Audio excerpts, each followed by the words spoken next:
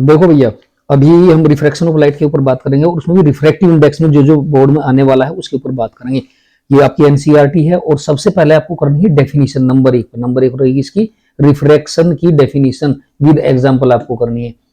इसके बाद एग्जांपल कौन से होंगे, जितने भी एक्टिविटीज दी हैं ये सब जो एग्जांपल हैं वो सब इस एक एग्जांपल उसके साथ दिखा देंगे। दूसरा एक क्वेश्चन एक नंबर का ये आ सकता है, जितनी भी एक्टिविटीज दी हुई हैं उन एक्टिविटीज में से पूछ सकता है कि इसका रीजन क्या है इस फिनोमेना का, तो आंसर रहेगा आपका रिफ्रैक्शन।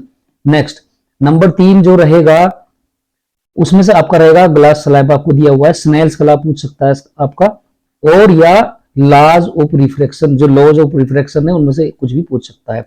ये 2 लॉज हैं उसमें से दोनों आपको बताने हैं, ये आप लर्न कर लेंगे। और ये स्नेल्स लॉ उसको सेपरेटली भी पूछ सकता है 2 नंबर का, तो आपको पता होना चाहिए। वो है sine I upon sine R is equal to constant, जो कि रिफ्रैक्टिव इंडेक्स है। तीसरे नंबर पे आपकी आती है रिफ्रैक्टिव इंडेक्स की डेफिनेशन। रिफ्रैक्टिव इंडेक्स की डेफिनेशन आप स्नेल्स लॉ इसी से दे सकते हैं, और या इसको आप as a ratio of velocity in medium 1 divided by the velocity in medium 2 वो भी दे सकते हैं। ठीक है, ये रिफ्रैक्टिव इंडेक्स की डेफिनेशन है, यहां से आप दे सकते हैं, ये दिया हुआ है। और ये जो फॉर्मूला है, एक फॉर्मूला है ये n1 n2 is equal to, यानी कि refractive index of medium is equal to speed of light in medium 1 divided by speed of light in medium 2। ये वाली डेफिनेशन भी आप दे सकते हो रिफ्रैक्टिव इंडेक्स के लिए। और जितने भी न्यूमेरिकल्स हैं रिफ्रैक्टिव इंडेक्स के सब इसी डेफिनेशन पर बेस्ड रहेंगे।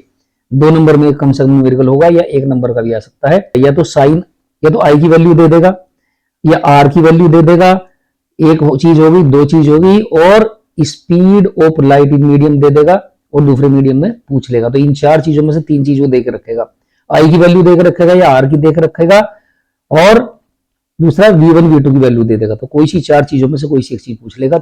उसके बाद एब्सोल्यूट रिफ्रैक्टिव इंडेक्स की डेफिनेशन पूछ सकता है। Absolute refractive index with respect to vacuum होता है। ठीक है, तो मीडियम 2 का refractive index with respect to medium 1 वो मीडियम 1 के रिफ्रैक्टिव इंडेक्स की रेसिप्रोकल होता है। इसमें डिफरेंट मीडियम के रिफ्रैक्टिव इंडेक्स दिए हुए हैं, और इसमें इंक्रीजिंग ऑर्डर या डिक्रीजिंग ऑर्डर पे क्वेश्चन ऑब्जेक्टिव टाइप बनता है, तो आपको पता होना चाहिए। जैसे डायमंड का है 2 से ज्यादा होता है, मतलब 2 से ऊपर होता है तो डायमंड आप देख लीजिए।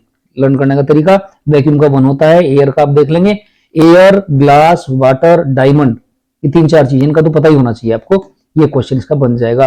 एक एग्जांपल, एक क्वेश्चन ये पूछ सकता है आपका कि रिफ्रैक्टिव इंडेक्स का यूनिट क्या है, तो यूनिट इसकी कुछ नहीं होती है, केवल रेशियो होता है। तो ये क्वेश्चन पूछा।